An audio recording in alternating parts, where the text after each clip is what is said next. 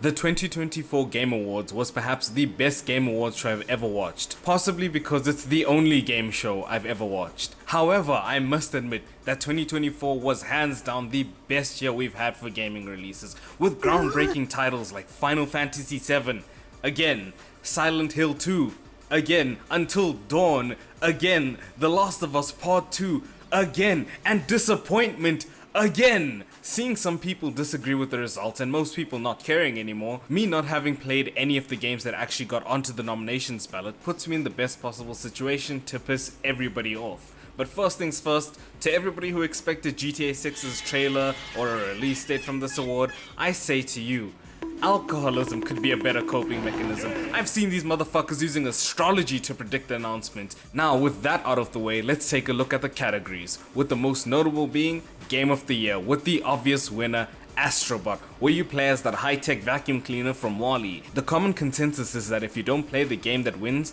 you have to hate on it. But my brother Entalos, I have not played any of these games, yet I know who the real winner should have been. I mean, let's take a look at the lineup, because WALL-E here had some steep competition. We've got Persona ReFantazio, a game from 1997, a DLC, Harambe, and Solitaire, but I think that the choice was fairly obvious here. It should have been the game that took over 6 years to create, the game that defied all expectations of just how good it'll be, the game that allowed you to use various different styles in gameplay, the game with the challenge that was just hard enough to award you with that sense of accomplishment when you finally managed to beat it, and that game is Suicide Squad. It defied all expectations by being dog shit beyond repair. Its vast two styles of do I want to fly or walk to the objective. Its challenge, which was burying the game itself enough to play it, and the sense of accomplishment, I don't know, that was possibly a lie. I've played it for 5 hours and the only thing I sense is that the servers are being taken down real soon. Suicide Squad clears, no doubt about it. Innovation in accessibility made sense. I cannot fault this pick. Prince of Persia had to cater to the handicapped, namely the mentally handicapped, because those are the only people still buying from Ubisoft.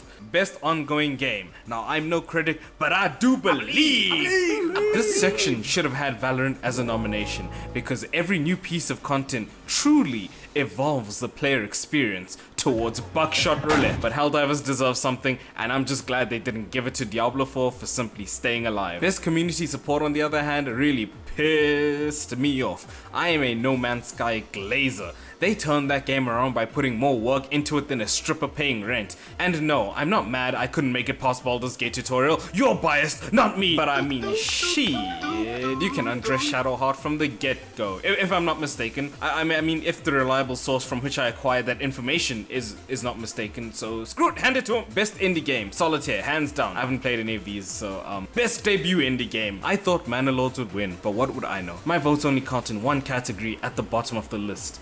I'm basically the Rosa Parks of the Game Awards. Best VR game. I don't own a VR headset. Best fighting game was obvious. It was either Tekken or Street Fighter. Wait, what? You idiot, that game came out last year. Dragon Ball Sparkling Water, which is what I was going to say. Yes, those are the obvious choices. To the 7 people who thought multiverses would be it, I'm not even gonna dignify that thought with a response. Best family game? Astrobot, coming in with the clutch because it is precisely appropriate for family play irrespective of the genre or platform, provided that means you own the platform specifically, because this shit's a PlayStation exclusive. Let me double check that real quick. Yep, nope, it's an exclusive. Counterpoint! It still wins on the grounds it's appropriate for family play. Provided, by family play, they mean the family is there while you play, because it is a single player game. You can have a family, but you can't play with them. The game or your family, you better choose right. Best adaptation. They gave this win to Fallout, and I get it. Critics choose and fans cope. But my brother Entalos once more. Even the critics rated Arcane higher. Everyone rated Arcane higher. Now, am I pissed because I believe Arcane should have won due to my heavy bias towards Jinx? Post-time skip Jinx? Post-time skip Jinx under the impression she is 19? No, I agree with this. Fallout deserved the win.